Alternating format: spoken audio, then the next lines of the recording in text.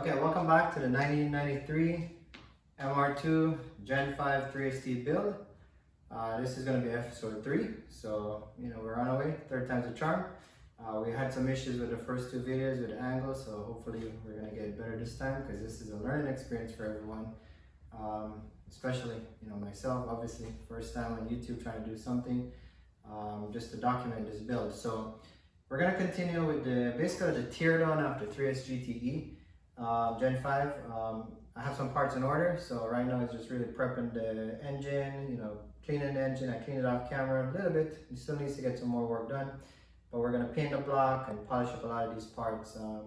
So today what we're going to do is we're going to remove the timing cover, so we're going to see what's under here. The parts are ordered, so we're not going to do the timing belt and seals and all that replacement today, but we're just going to see what's going on. Get this crank pulley off so we can see what's going on back here, and then we're going to come to the back. We're going to remove the intake manifold so we can get this all nice and cleaned up. And I'm really trying to get to the injectors because I'm going to have these removed. I'm going to bring them to the professionals, get them flow tested and cleaned, so once we put this back in, when everything should work well. So that's going to be the plan for today.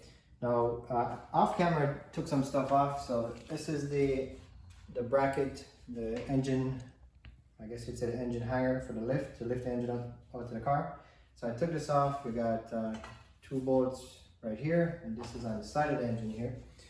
So I took that off, took the breather off, and then this little surge tank that goes to the boost solenoid, this was on the back here. So I took that off just to get that out of the way. So we're going to put this to the side, and then we're going to start working on the timing cover. Okay. So the timing cover is pretty simple, just a few 10mm bolts. So we're going to get to that right now. So got a few here, 2 on the top, 2 of the longer ones on the top, 1, 2, 3 shorter ones on the bottom, and that gets the top cover off, right? So we're going to go ahead and take that off. 1 short one, 2nd short, 3rd short. And this is a longer one, and as you can see, this is what I mean. See, one is shorter, one is longer. So the longer one's on the top. Gotta remember where everything goes, right?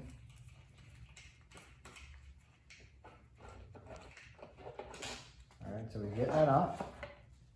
We're gonna put this off to the side. So I'm just gonna rest the screws back in. There are some spacers inside here. Make sure you don't lose those, otherwise your cover won't fit properly.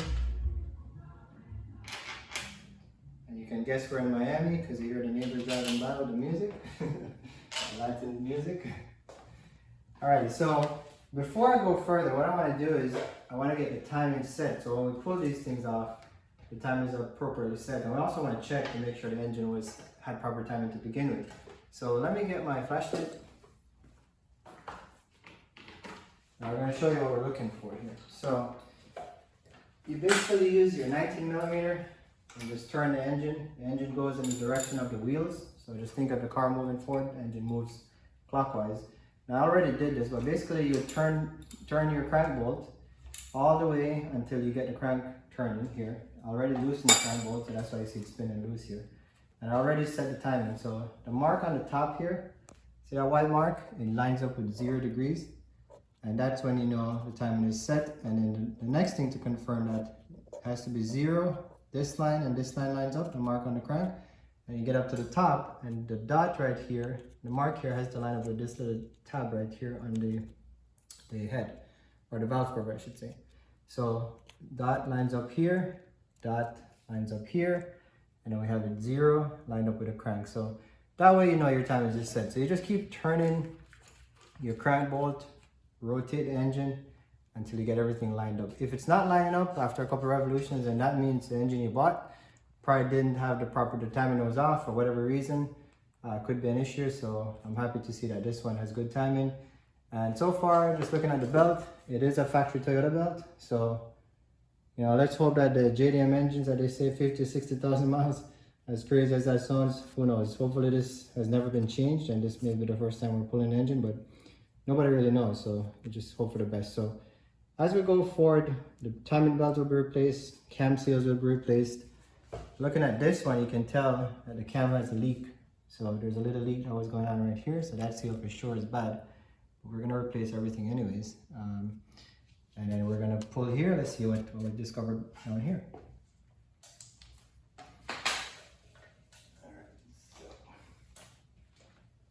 So I gotta get this bracket off.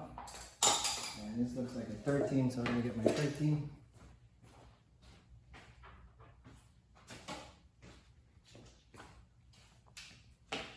Actually, it's a 14. So let's get the 14 here. And we're gonna...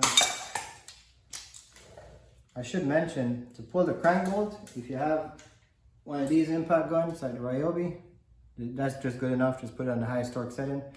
Put it on reverse and it just gets that bolt off. No problems whatsoever. Okay? So let's get this the old engine mod from the Caldina, which we're not going to use this, because we're basically going to use the one from the MR2. So we're going to take this out.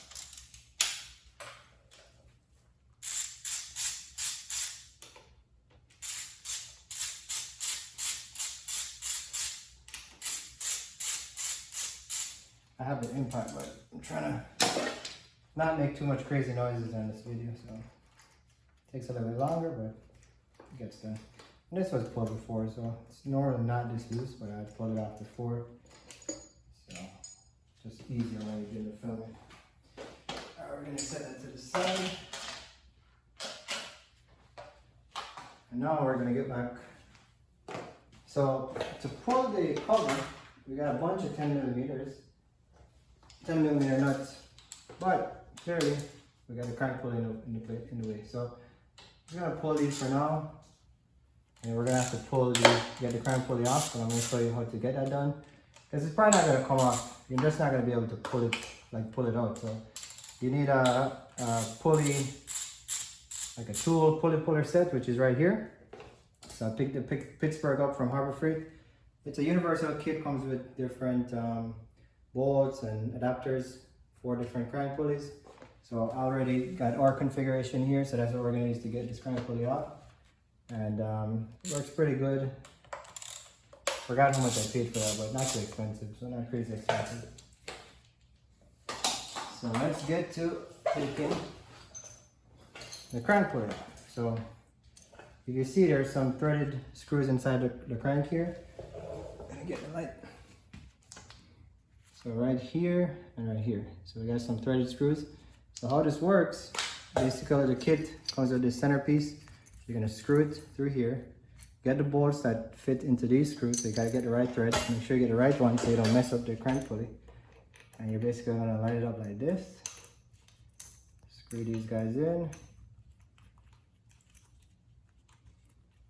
And you screw them by hand. It shouldn't be hard. If it's hard, you probably got the wrong bolts.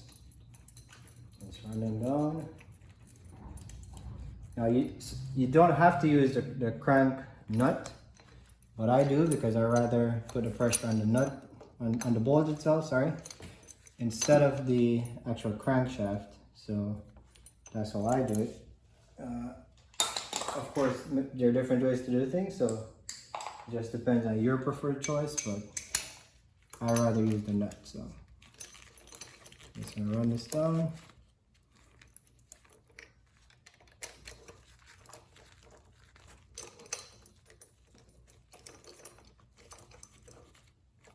Basically gonna try to just get it even. So this thing is as even as possible. So when you put pressure on it, it pulls the crank pulley off even. Alright, so now I got the rod here centered up to the bolt. Got these two tightened. It doesn't need to go all the way in, just snug so it doesn't pop out. And then basically we're just gonna turn this in, and it's gonna pull the crank up. Now the challenge with this is the way I'm doing it. You gotta go little by little, because you have to back the crank bolt out as you get this thing coming out. So let me try to get this here. Probably should have backed the bolt out a little bit more. We're gonna go through this again. Let's get this bolt out some more.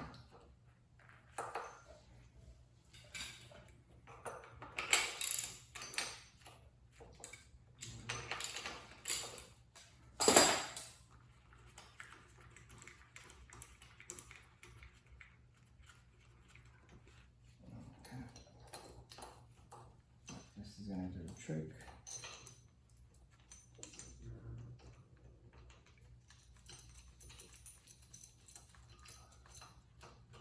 Alright, so let's try trying this guy now. And there it is, the crank is coming off. I don't know if you can see it, but it's coming out slowly, right? There we go. And then, like I said, you gotta take your time, pull the crank bolt out some more. Actually, I think it's loose enough. I can probably get it off by hand now, so let's see.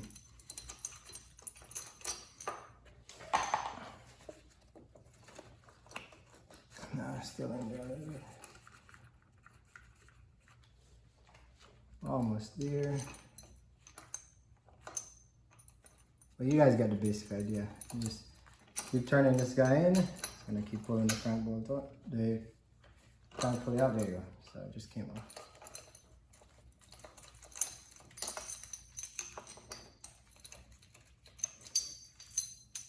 I don't know what pitch this is, but if I find out, I'll put it in the description for those bolts. And there you go.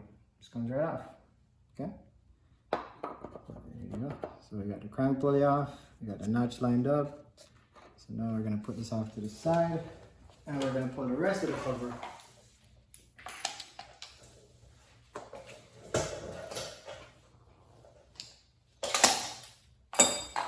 So these were 10mm bolts. So we're gonna knock these guys out.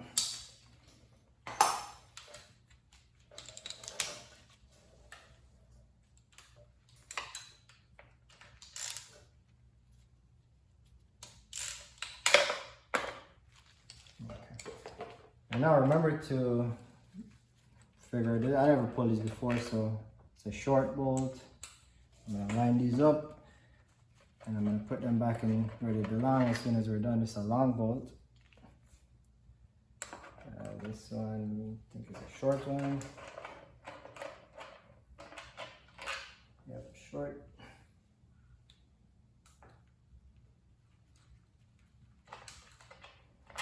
Short.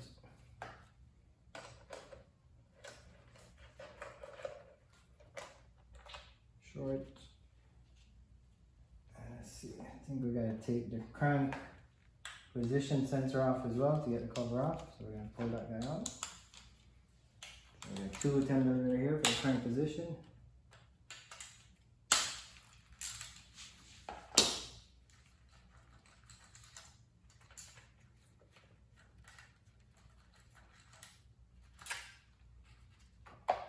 Okay. And that's those spacers I was telling you about. You gotta be careful that those don't fall out and you lose them. Just gonna slip this back in for a second here. And this came out of here. So I wanna keep these guys secure, okay? So I'm just gonna put the bolts back in. Again, just so I don't lose anything.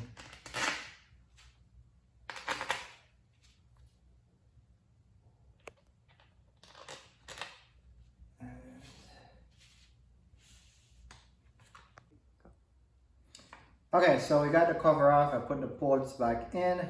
So now I'm gonna set this aside and we're gonna go look at what's inside here. I did take off the crank position sensor. So basically I went in here, two bolts, pulled that out, cleaned up a little bit. So I'm gonna keep this off to the side, and when we do the timing belt and pulley, cam gear, sorry, the seals, the belt, tensioner, and all these pulleys, then we'll put that back in last before we put the covers back on. But again, you know, we had shown you the timing before when we took it off, how to look at it here with the 0 lined up with the mark on the crank pulley.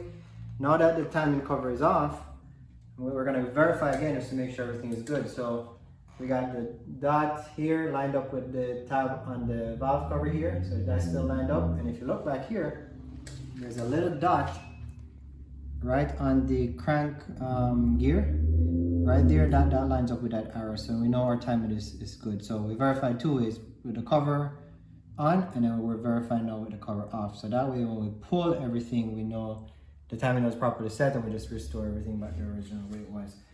If you look at this belt, again, you can see it's fraying right here, so definitely, you know, as you should, change these timing inside the timing cover, all the stuff inside the cover, but the belt is shredding. It's an OEM Toyota, so, you know, maybe the original one, who knows, but that's kind of a good thing. And then I cleaned up a little bit with some carb cleaner here, just to kind of get the grease off, because I'm going to paint this block. So I was trying to get most of the grease off the engine before we start the painting process. So this is done. We're going to leave this as is for now. When the parts come in, we'll do another video showing you how to do the timing. And again, I'm not a professional mechanic, you know, but this is stuff I've researched, and I mean, I've done timing before, but by no means am I a certified mechanic. So do this at your own risk. This is what I do for my car, so feel free to use it as a learning tool, but do your own research as well. So you know, we appreciate watching. So now the next thing from here, we're gonna try to get the intake manifold off. And once we get that off, again, just to make sure we can get that off the car, off the engine, get it properly cleaned, spray the block, have it looking nice, change all the hoses and stuff on the intake manifold, and then put that back on. And we're gonna pull the coils out and look inside the plugs and see what's going on right there. Okay. So thank you for watching, and as always, you know, like, subscribe.